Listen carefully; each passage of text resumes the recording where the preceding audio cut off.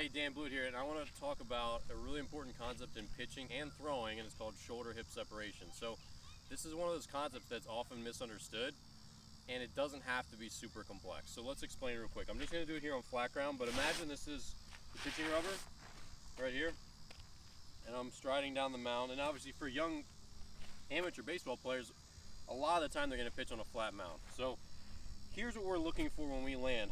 So when we get in our landing position, and our heel hits the ground and we've just touched down with our front cleat, that's when we're gauging a couple different things. This landing position is really important, and the thing that I kind of talk about referring to shoulder hip separation is your chest direction. So I have an old school Orioles shirt on right here, and where my chest logo is facing, where that Oriole bird is facing, is going to tell me how well I'm separating compared to my lower half. So let me explain. So number one, from this position here, my hip bones, right now they're sideways. We're gonna land with our hip bones slightly forward. So they're gonna be maybe like a 30-degree angle, something like that, all right? So at this position here, my hips are slightly forward. My trunk, my upper body, is rotating in the opposite direction from my lower half, and that's what we call the separation. So this half is going this way, this half is going this way. So when you watch any high-level thrower, doesn't have to be a major leaguer, you're gonna see this. My hips are going 30 degrees because then this is here.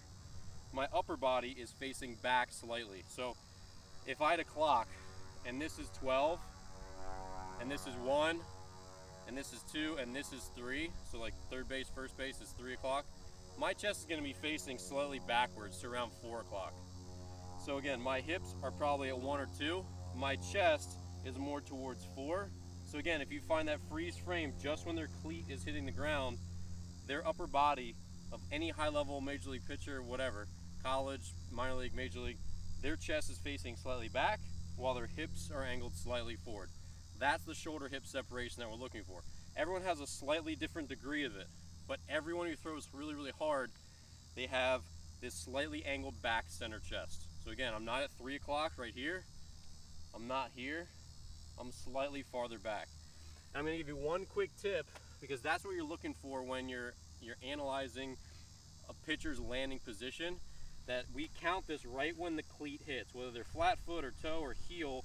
I think heel is our preference, but when the first bit of our foot hits, that's when we're judging this landing position, whether your front arm's here or here, and how well we're separating.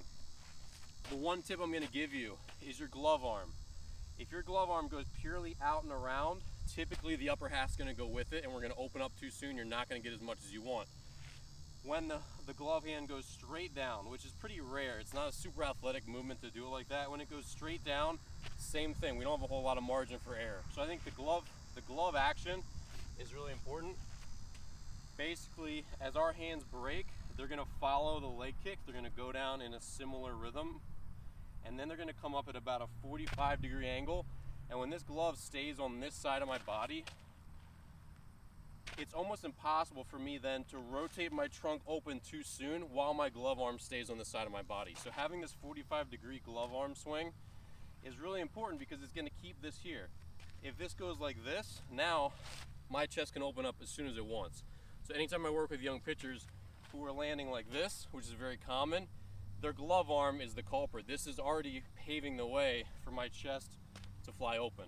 So as I go down, if this stays here, I can't physically get my chest to open up too soon.